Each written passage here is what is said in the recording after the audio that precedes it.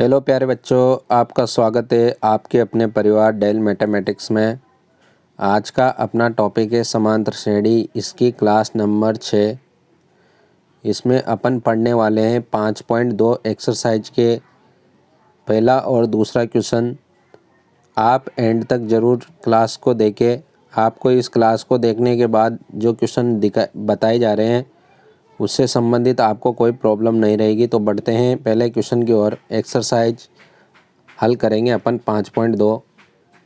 तो बच्चों क्वेश्चन लिखा हुआ है कि निम्नलिखित सारणी में रिक्त स्थानों को भरिए। रिक्त स्थान भरने हैं, जैसे यहाँ का रिक्त स्थान, यहाँ का रिक्त स्थान, यहाँ पे 5 क्वेश्चन के 5 रिक्त स्थान हैं। जहाँ एपी का प्रथम पद ए कहा गया है। अपन जानते भी हैं कि प्रथम पद को हिस्से लिखते हैं, सार्वंतर डी ए होता है और एनवा पद ए एन है। और आपको ये सारणी को कंप्लीट करना है। तो ये सारणी ऐसे नहीं कि उत्तरमाला में देखकर अपन को रिक्त स्थानों को भरना है। इस सारणी के हर क्वेश्चन को सोल्व करना है, फिर अपन को रिक्त स्थान भरने हैं। तो करते हैं अपन पहले का पहला क्वेश्चन। तो पहले का पहला जो क्वेश्चन है उसमें मैं यहाँ लिखता हूँ कि ए बराबर आपको क्या दिया हुआ है। ए बराबर आपको दिया हुआ है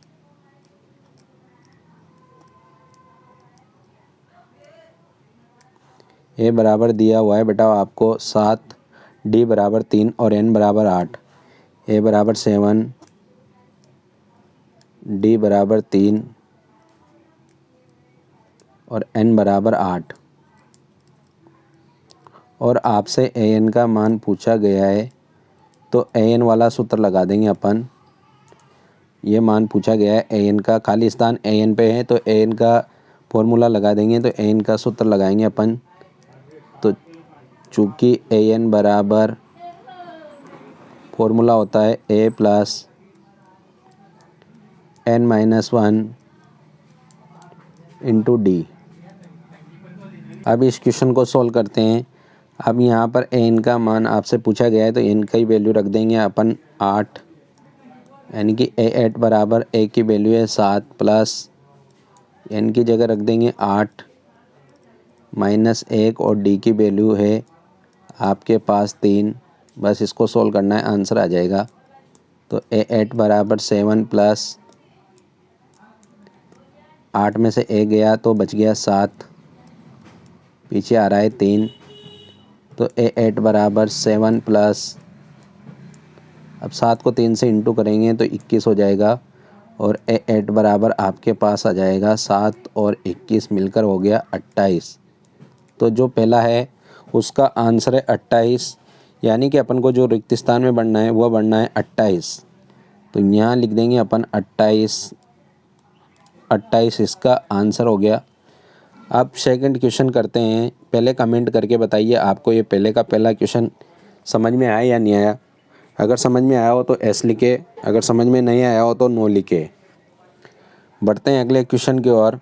इसका सेकंड क्वेश्चन करते हैं। तो सेकंड में आपको वही तरीका कि क्या क्या आपको दे रखा है उसको लिख लेते हैं। तो ए बराबर, डी बराबर, एन बराबर और ए एन बराबर 4 वैल्यू के आधार पर सवाल हो रहा है। तो अपन देखते हैं कि सेकंड में क्या दे रखा है। ए का मान अपन को -18 दे रखा है, डी का मान निकालना है, एन का मान 10 दे रखा है, एन का मान 0, -18 10 0, -18 10 और एन का मान है 0। और आपसे डी का मान पूछा गया है तो ये प्रश्नवाचक हो गया। तो अपन वापस सूत्र वही ए एन वाला ही लगाएंगे। तो ए एन बराबर, चूँकि ए एन बराबर फॉर्मूला है आपके पास A plus N minus 1 into D. N की मान कितना है 0, ए का मान है -18 प्लस एन की वैल्यू है 10 -1 और डी की वैल्यू आपको निकालनी है। तो डी जैसा का जैसा। अब ये -18 पक्षांतरण होकर इधर आएगा तो ये हो जाएगा +18 बराबर 10 में से 1 जाएगा 9 बच जाएगा, यानी कि बच गया आपके पास 9 डी। अब ये 9 इंटू में इधर आएगा बटे में, तो 18 बटे 9 और 18 में आपने 9 का भाग दिया, भाग जाएगा कितनी बार 2 बार, यानी कि जो डी की वैल्यू है वो 2 आंसर आया। बताओ कमेंट करके कि आपको ये सवाल समझ में आया कि नहीं आया। सेकंड वाला अब अपन यहाँ पर रख देंगे, जो रिक्त स्थान बढ़ने को कहा है यहाँ लिख देंगे अपन 2। तो इस तरीके से अपन पहला और सेकंड सवाल कर सकते हैं। अब बढ़ते हैं अपन क्वेश्चन नंबर 3 की ओर। इसमें आपसे ए पूछा जा रहा है, डी एन और ए एन का मान आपको दिया हुआ है। तो क्वेश्चन नंबर 3 की ओर चलते हैं। क्वेश्चन नंबर 3 पहले का तीसरा सवाल। तीसरे सवाल में अपन लिख लेते हैं पहले कि क्या क्या किसके आधार पर सवाल होगा। ए बराबर आपको निकालना है, डी बराबर आपको दिया हुआ है, एन बराबर आपको दिया हुआ है और ए एन की वैल्यू भी आपको दी हुई है। तो यहाँ देखते हैं कि किसका क्या आंसर दे रखा है। तो डी का मान -3 दे रखा है, एन का मान 18 दे रखा है, ए एन का मान -3 18 -5 -3 18 और -5 यह आपको वैल्यू दे रखी है। अब अपन इसमें वापस सूत्र लगाएंगे ए एन वाला, सूत्र वही लगेगा ए एन वाला। तो चूँकि ए एन बराबर सूत्र होगा ए plus n-1 into D. A N की वैल्यू है -5, ए की वैल्यू निकालनी है तो ए जैसा का जैसा प्लस एन की वैल्यू है 18 -1 सूत्र के अनुसार और डी की वैल्यू है -3। यह मान अपन ने रख दिया। अब इसको सोल्व करना है। देखो सोल्व कैसे करना है। -5 जैसा का जैसा बराबर ए प्लस 18 में से 1 जाएगा, बच जाएगा 17 और पीछे लगा हुआ है -3। तो -5 बराबर, अब 17 को 3 से इंटू करेंगे तो 17 को 3 से इंटू करेंगे तो -51, क्योंकि -3 से इंटू हो रहा है 17। तो -51 -51 का पक्षांतरण होगा तो आंसर आ जाएगा आपके पास ए बराबर -5। पक्षांतरण होगा तो माइनस की संख्या दूसरी साइड जाएगी तो प्लस की हो जाएगी 51 और 51 में से 5 जाएंगे तो बच जाएंगे आपके पास 46, प्लस के 46 बचेंगे। तो जो पहले का तीसरा क्वेश्चन था उसमें आपसे ए पूछा गया था, तो ए का जो आंसर आया वो आया 46। तो अपन यहाँ खाली स्थान में रख देंगे 46, 46 इसका आंसर 46। अब चौथे क्वेश्चन की ओर चलते हैं। चौथा क्वेश्चन पॉइंट में लिखा हुआ है, माइनस लिखा हुआ है, पॉइंट लिखा हुआ है और आपसे एन की वैल्यू पूछी गई है। तो एन का मान अपन को चौथे में निकालना है। तो चौथा क्वेश्चन देखो आपको कैसे करना है। -18.9 2.5 3.6। चौथा क्वेश्चन इसी का ही चौथा। तो ए बराबर डी बराबर एन बराबर आपसे मान पूछा गया है और ए एन बराबर आपको दिया हुआ है। तो इनके मान क्या दे रखे हैं वो देखते हैं अपन। तो इनके मान दे रखे हैं अपन को -18.9 2.5 3.6।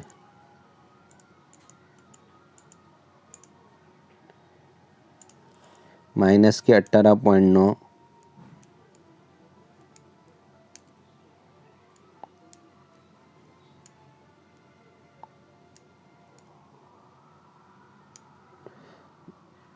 3.6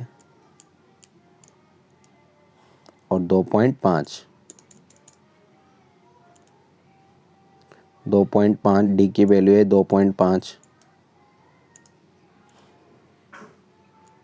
ये परेशानी आ रही है भाई, क्वेश्चन ए की जगह लिख दिया है और स्लाइड अलग अलग है। तो देखते हैं इस क्वेश्चन को कैसे हल करना है। तो वापस ए एन वाला फॉर्मूला लगा देंगे। तो चूँकि ए एन बराबर ए प्लस n-1 और इंटू डी। ए एन का मान आपके पास है 3.6 बराबर ए की वैल्यू है -18.9 प्लस n का मान निकालना है तो n-1। d की वैल्यू दे रखी है 2.5, बस इसको सोल्व करना है, n का मान निकालना है। तो माइनस के 18.9 इधर आएगा, तो ये माइनस का है तो प्लस का हो जाएगा, तो 3.6 प्लस 18.9 बराबर हो गया n-1।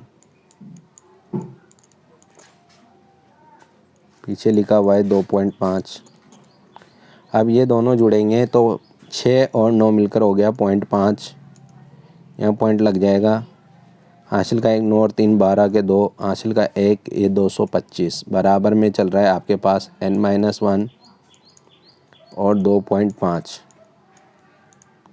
अब ये 2.5 इंटू में इधर आएगा बटे में, तो ये हो जाएगा 22.5 बटे 2.5 बराबर में आ रहा है आपके पास n-1। अब पॉइंट एक अंक छोड़ के पॉइंट है, नीचे भी एक अंक छोड़ के पॉइंट है, तो पॉइंट होने का कोई मतलब नहीं होगा, पॉइंट से पॉइंट हट जाएगा। यानी कि 225 में आपको 25 का भाग देना है, तो 225 में 25 का भाग इधर साइड में देखो आप, तो ये भाग जाएगा 9 बार, n-1 बराबर आ गया 9। और ये माइनस का 9 1 उधर गया तो प्लस का 1, 9 प्लस 1, तो n बराबर हो गया आपके पास 10। पहले का जो चौथा क्वेश्चन है उसका आंसर आया n बराबर 10, तो अपन 10 रख देंगे, यहाँ खाली स्थान जो रिक्त स्थान बनना है उसमें 10 लिख देंगे 10। और अब बढ़ते हैं अंतिम क्वेश्चन की ओर। क्वेश्चन नंबर 1 का अंतिम सवाल, इसमें आपको an का मान पूछा जा रहा है। a का मान 3.5, d का मान 0 और n का मान 105, ये मान आपको दिया हुआ है। तो क्वेश्चन नंबर पहले का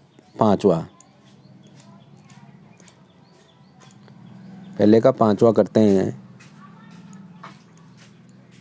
तो पाँचवें में क्या क्या मान दे रखे हैं, a बराबर 3.5,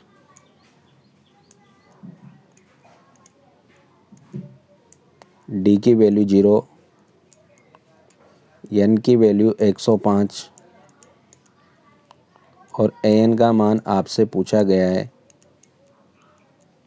देख लेते हैं, एक बार फिर चेक कर लेते हैं कि मान यही है ना, यही है।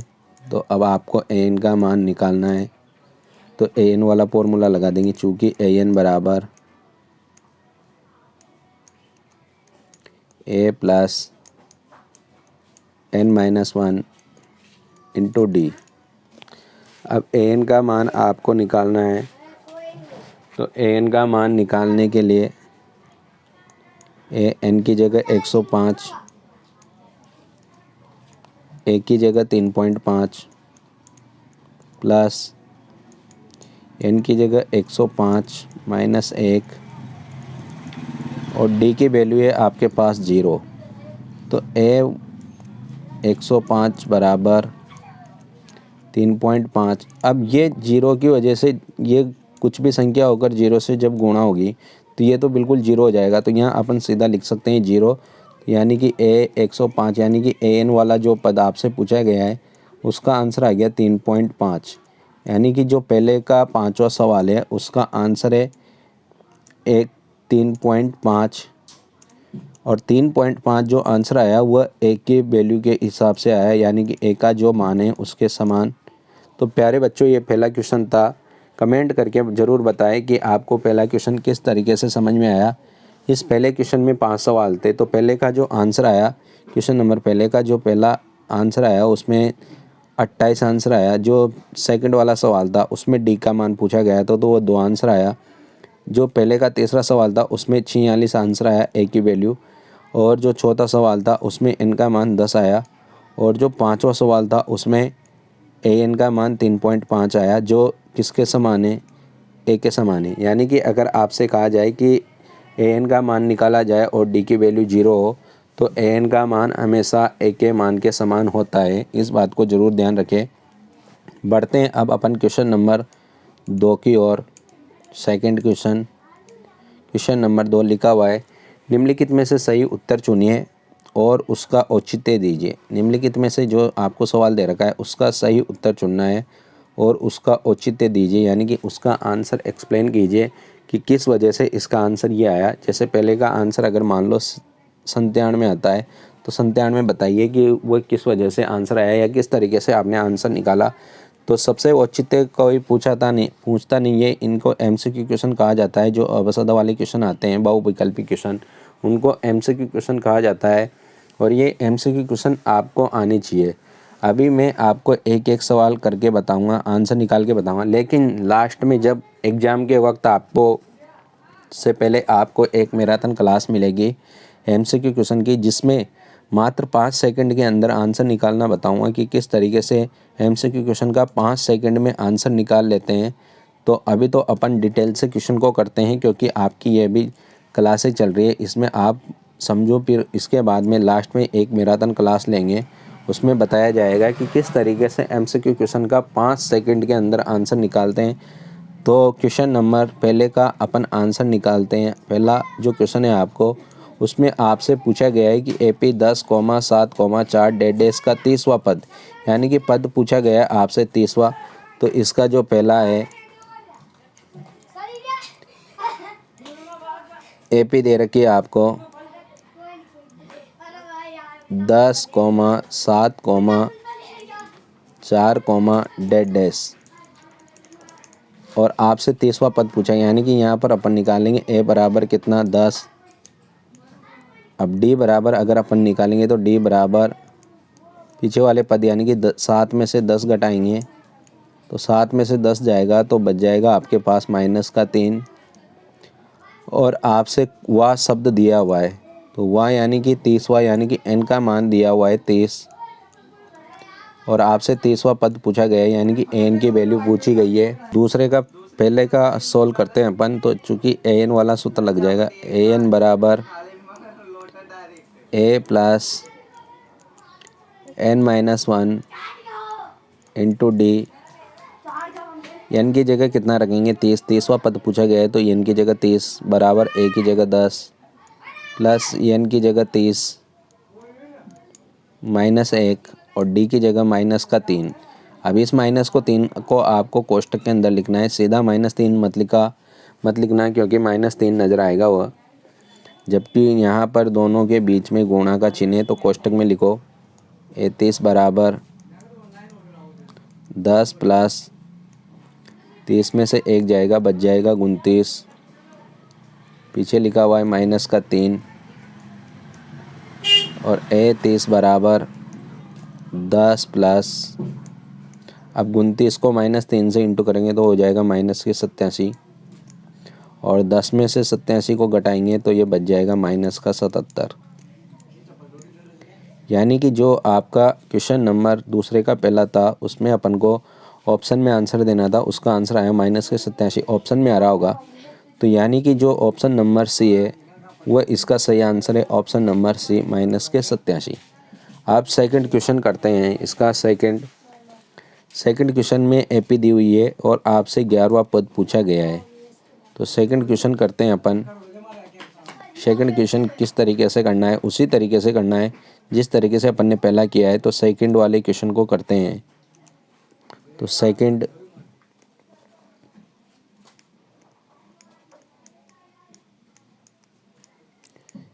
में आपको एपी दे रखी है -3 -1/2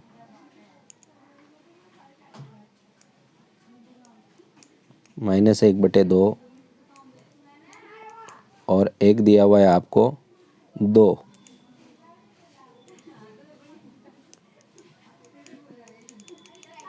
और आपसे पूछा गया है 11वां पद, तो यहाँ लिखेंगे पहले ए बराबर प्रथम पद -3। डी बराबर निकालना यहाँ पर महत्वपूर्ण हो जाता है। तो -1/2 इसमें से अपन माइनस करेंगे -3। तो इसको अच्छे से सोल्व करना है। तो डी बराबर -1/2 माइनस माइनस हो जाएगा +3। यहाँ कुछ नहीं है तो 1 लगा देंगे। तो डी बराबर आप एलसीएम लोगे 2 का और 1 का, तो एलसीएम आ जाएगा 2। 2 का भाग 2 में एक बार, 1 को 1 से इंटू किया 1 माइनस का 1 प्लस 1 का भाग 2 में 2 बार, 2 को 3 से इंटू किया 6, तो डी बराबर निकल कर आ जाएगा आपके पास 6 में से 1 गया 5 और बटे में 2, यानी कि डी की जो वैल्यू है वो आ गई आपके पास डी बराबर 5/2। प्यारे बच्चों, अब अपन को एन का मान निकालना है, तो कौन सा पद निकालना है? 11वां पद, और चेक करना है कि कौन सा ऑप्शन सही है। तो 11वां पद अपन को निकालना है, तो यहाँ ध्यान दो आप, चूँकि एन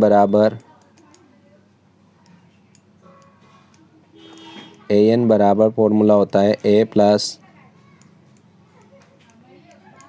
n-1 इंटू डी, और कौन सा पद निकालना है? 11वां, यानी कि A11 बराबर ए का मान कितना है? ए का मान है -3, डी का मान -5/2 प्लस 5/2, -3 प्लस एन की वैल्यू है आपके पास 11 -1, डी की वैल्यू है 5/2, A11 बराबर -3, अब 11 में से 1 जाएगा, बच जाएगा 10, और 5/2 पीछे लिखा हुआ है। अब 2 के पहाड़े से 10 कट गया 5 बार, 5 को 5 से इंटू करेंगे, 5 को इंटू कर देंगे 5 से, तो -3, और 5 को 5 से इंटू किया तो ये हो गया 25, और 25 में से आपको घटाना है 3, माइनस के 3, यानी कि साइन जुड़ने का लगा हुआ है, लेकिन सवाल होगा घटाव का। तो 25 में से आपको घटाना है 3, तो 25 में से 3 जाएगा तो बच जाएगा आपके पास 22। तो 11वां पद आपके पास आया 22, यानी कि जो आपसे पूछा जा रहा था कि 11वां पद क्या होगा, तो 11वां पद यानी कि 22 होगा। तो 22वां जो आंसर आया 22 आपको ऑप्शन में नज़र आ रहा होगा, तो इसका ऑप्शन नंबर 20 सही है। तो ये थे आपके भाई 2 क्वेश्चन। क्वेश्चन नंबर दूसरे में 2 क्वेश्चन थे, वो 2 क्वेश्चन मैंने आपको बताए। पहले में आपके 5 क्वेश्चन थे, वो 5 क्वेश्चन बताए। अब मैं आपको एक एक्स्ट्रा सवाल करा रहा हूँ कल के उदाहरण के हिसाब से। देखते हैं कि आपको कल की क्लास से कितना सीखने को मिला। मैं एक उदाहरण आपको बता रहा हूँ, एक एग्जाम्पल मेरी तरफ से, देखते हैं कि आप कितना सीख पाए। तो जैसे क्वेश्चन लिखा हुआ है एक्स्ट्रा सवाल है, उसको यूँ से लिख लिया करो। तो अपना क्वेश्चन लिखा हुआ है एक्स्ट्रा सवाल ये है कि 2 अंकों की, कितने अंकों की? 2 अंकों की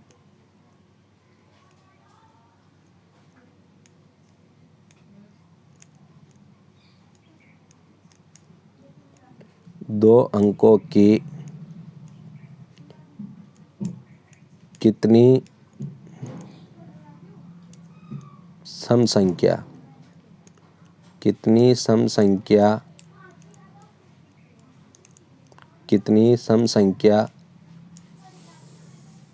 7 से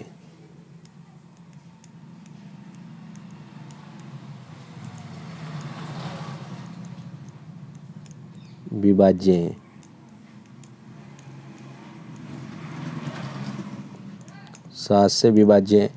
तो क्वेश्चन ये है कि 2 अंकों की कितनी संख्या 7 से विभाज्य है? कितनी संख्या 7 से विभाज्य है? अब यहाँ पर संख्या पूछा गया है, लेकिन संख्या पूछी गई है सम। केवल सम संख्या के बारे में बात करनी है कि 2 अंकों की कितनी सम संख्या 7 से विभाज्य है। तो ध्यान दो भाई, यहाँ मैंने ये वीडियो रोक दिया था, अब मैं आपको वापस शुरू से बता रहा हूँ कि कहाँ से वीडियो रोका, समझ लेना आप कि 2 अंकों की कितनी संख्या है। 2 अंकों की संख्याएँ पूछी गई थी। तो जैसे 2 अंकों की संख्या 10 से शुरू हो रही है, 10 के बाद में 11, 12, 13, 14, और ये चलती जाएगी और कहाँ तक जाएगी? 99 तक। अब अपन को आगे से चेक करना है। तो 7 का भाग 10 में नहीं जा रहा तो ये नहीं होगी, 11 में नहीं जा रहा तो ये भी नहीं होगी, 12 में 7 का भाग नहीं जाता तो ये भी नहीं होगी, 13 में नहीं जाता तो ये भी नहीं होगी। तो अपने काम की संख्या है 14 में 7 का भाग जा रहा है। ये चेक किया अपन ने आगे से, ऐसे ही चेक करेंगे अपन पीछे से। तो 99 में 7 का भाग नहीं जाता, 98 में 7 का भाग जाता है, तो 98 में अपने काम की संख्या है। अब अपन ने बनाया की एपी कैसे बनाएंगे। तो पहला ही संख्या आपने 14, दूसरी संख्या 21 नहीं होगी। 21 क्यों नहीं होगी? क्यों 21 में 7 का भाग तो जा रहा है, लेकिन 7 का भाग जाने से मतलब नहीं है। वहाँ पूछा शब्द दिया जा रहा है सम संख्या। तो सम संख्या शब्द देने के वजह से 21 को अपन नहीं ले सकते, क्योंकि 21 सम संख्या नहीं है, 21 संख्या है विषम। तो ये सब अपन रब कार्य कर रहे हैं। तो विषम संख्या होने की वजह से अपन 21 नहीं लेंगे। फिर 21 के बाद ऐसी संख्या जिसमें 7 का भाग जाए तो वो 28 है, इस वजह से अपन ने 28 लिया है। और इसके बाद में अब 35 लेंगे। तो 35 क्यों नहीं लेंगे? क्योंकि 35 भी विषम संख्या है, जबकि अपन को चाहिए सम संख्या। तो 35 के बाद में ऐसी संख्या जिसमें 7 का भाग जाए तो वह संख्या है 42। तो अपन 42 लेंगे। और ऐसे अंत से अपन ने संख्या ली 98। सपोज करो यहाँ पर संख्या 99 होती और 99 में 7 का भाग जाता, तो 7 का भाग जाना मतलब नहीं है, अपन को संख्या चाहिए सम। तो अपन फिर 99 भी नहीं लेते, फिर उसके बाद में आगे बढ़ते और अपन 98 ले लेते। तो ये रब कार्य था, इस हिसाब से अपन ने सवाल को देखा। अब अपन आगे बढ़ते हैं। ये रब कार्य हटा देता हूँ मैं। तो ये आपको समझाने के लिए किया गया इतना काम कि किस तरीके से संख्याएं डिसाइड करनी पड़ती है कि कौन सी संख्या कब लेनी है और कौन सी संख्या सम और विषम है। तो प्यारे बच्चों, अब करते हैं अपन सवाल की ओर। तो अपन यहाँ पर डी की वैल्यू आ गई 28 माइनस 14, और 28 में से 14 जाएंगे तो बच जाएंगे 14। और यल बराबर यानी कि अंतिम संख्या आपको दी हुई है 98। तो यल की वैल्यू दे रखी है 98। अब आपको यल की वैल्यू जो दे रखी है तो यल का ही फॉर्मूला लगा देंगे। तो चूँकि यल बराबर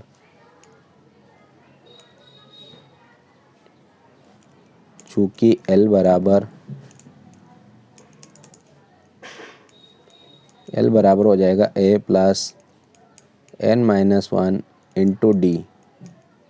अब यल की वैल्यू है आपके पास 98, ए की वैल्यू कितनी है 14, प्लस n का मान निकालना है तो n माइनस 1 जैसा है जैसा। और डी की वैल्यू कितनी है? डी की वैल्यू भी कितनी है 14। अगर यहाँ सम विषम शब्द नहीं आता तो फिर यहाँ पर 7 होता, और सम विषम शब्द आ जाए तो जिस संख्या के बारे में विभाज्य की बात हो रही है उसका दुगना डी का मान होता है। तो दुगना यानी कि 7 का दुगना 14 हो गया।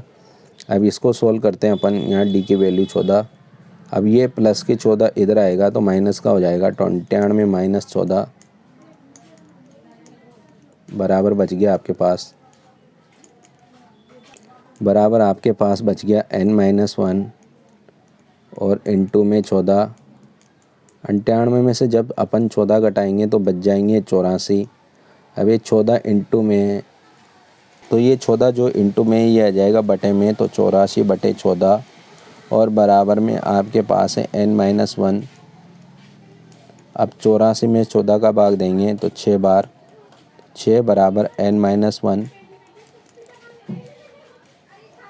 और यहाँ से n की वैल्यू निकाले तो माइनस का 1 इधर आएगा तो 6 प्लस 1, तो n बराबर आ गया आपके पास 7।